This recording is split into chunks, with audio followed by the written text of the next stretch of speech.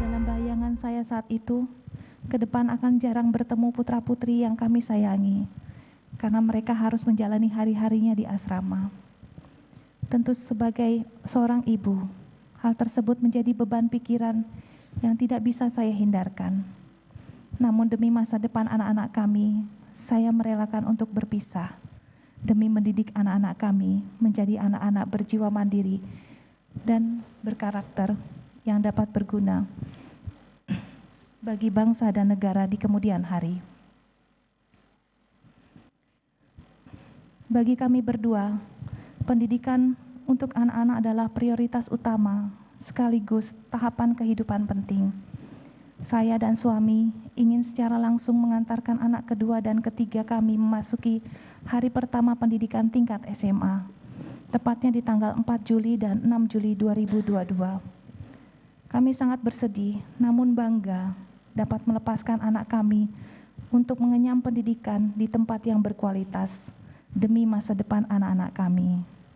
Semoga Tuhan memberikan kesempatan anak-anak kami dapat tumbuh menjadi insan-insan yang berguna bagi nusa dan bangsa.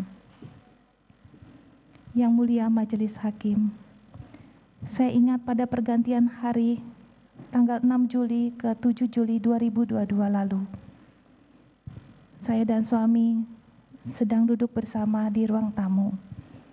Kemudian para pekerja kami yang berada di Magelang datang memberikan kejutan dengan membawakan kue dan nasi tumpeng yang sudah dipersiapkan oleh suami saya untuk kejutan kepada saya di hari ulang tahun pernikahan kami yang ke-22.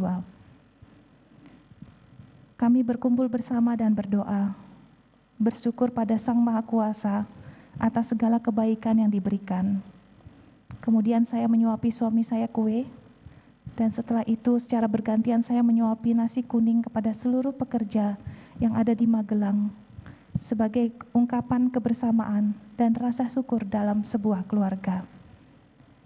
Saya gembira karena memang 7 Juli sesungguhnya adalah hari yang sangat saya nantikan tiap tahun, menjadi momen kebahagiaan dan pemersatu ikatan cinta kasih kami sekeluarga.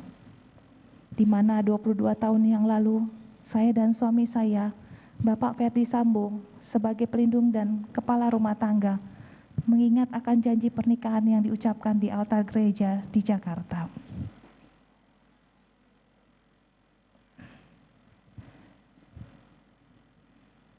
Namun di tanggal yang sama sore hari, 7 Juli 2022, saat kebahagiaan perayaan ulang tahun pernikahan kami masih bergemuruh dalam pikiran dan perasaan, saya mengalami sebuah kejadian yang sangat menyakitkan dan menimbulkan luka mendalam hingga saat ini. Kebahagiaan kami seperti direnggut, dicampakkan dan diinjak-injak. Saya membeku dan bahkan tak sempat memikirkan hal seburuk ini akan dapat menimpa saya dan berdampak pada keluarga. Yang lebih sulit saya terima, pelakunya adalah orang yang kami percaya, orang yang kami tempatkan sebagai bagian dari keluarga, dan bahkan kami anggap anak sama seperti anggota atau ajudan suami saya yang lainnya.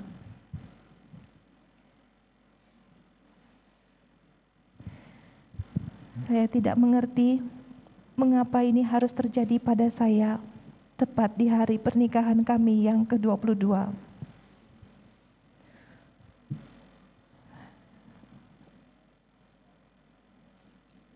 Yosua melakukan perbuatan keji terhadap saya. Dia melakukan kekerasan seksual, menganiaya dan mengancam membunuh, bukan hanya bagi saya, tapi juga bagi orang-orang yang saya cintai.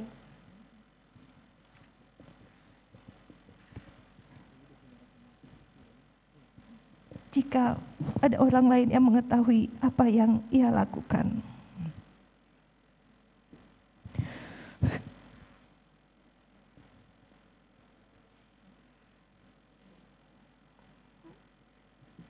Yang mulia, saya takut, sangat ketakutan saat itu Atas peristiwa itu, saya mengalami trauma yang mendalam pada diri saya hingga saat ini, dan rasa malu yang berkepanjangan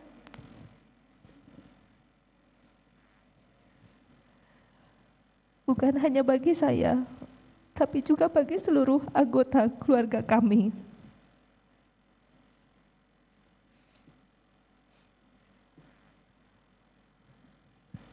Dalam guncangan jiwa yang berusaha saya pendam dengan segala tenaga yang tersisa, saya memutuskan untuk segera kembali ke Jakarta pada hari Jumat 8 Juli 2022.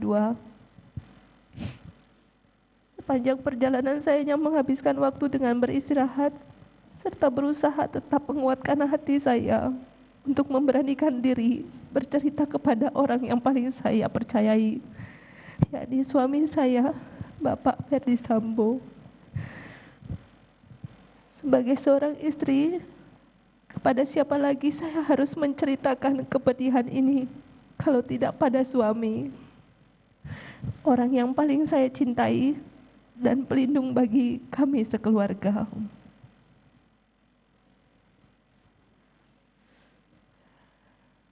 Majelis Hakim yang mulia, sampai di Rumah Saguling, saya langsung menjalankan protokol kesehatan seperti yang telah kami sekeluarga lakukan sejak pandemi COVID-19 melanda Indonesia.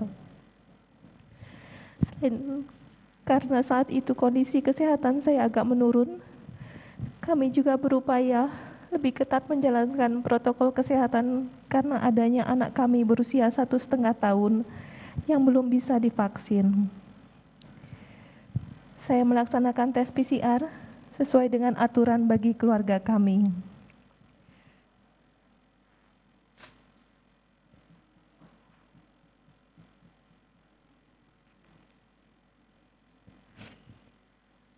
Setelah selesai tes PCR, saya makan di ruang makan lantai 2 karena sepanjang perjalanan dari Magelang ke Jakarta, saya tidak berhenti untuk singgah makan. Kemudian saya naik ke lantai 3 dan bertemu dengan suami saya. Dengan segala ketakutan yang masih menggelayut, saya menceritakan peristiwa pahit yang terjadi di tanggal 7 Juli 2022.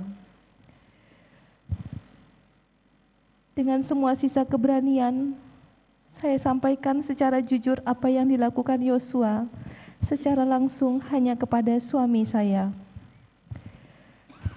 Saya hancur dan malu sekali saat harus menceritakan kejadian kelam tersebut. Tidak bisa dijelaskan bagaimana dinginnya suasana saat itu. Saya memandang ke suami, matanya kosong, tubuhnya bergetar, dan tarikan nafasnya menjadi sangat berat. Kami berdua tak kuasa menahan tangis. Apa yang terjadi ini terlalu berat bagi kami. Yang mulia, dengan semua sisa tenaga yang masih saya miliki, saya berusaha mengubur rasa malu dan harga diri yang hancur ketika memutuskan bercerita jujur kejadian yang menimpa saya, walaupun dengan resiko ketakutan dalam hati, apakah suami saya akan menerima dan mencintai saya seperti dulu lagi. Dengan perasaan masih kalut, saya berjalan ke kamar meninggalkan suami yang masih duduk di ruangan tadi. Di dalam kamar saya tidak tahu harus berbuat apa, hingga saya pamit pada suami dan meninggalkan Rumah Saguling untuk isolasi mandiri.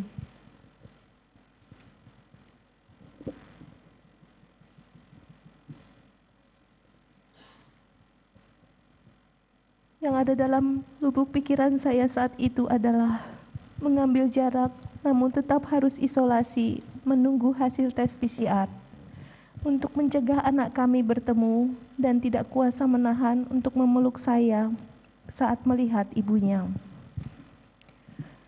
Sampai di rumah Duren 346, langsung masuk kamar dan menutup pintu.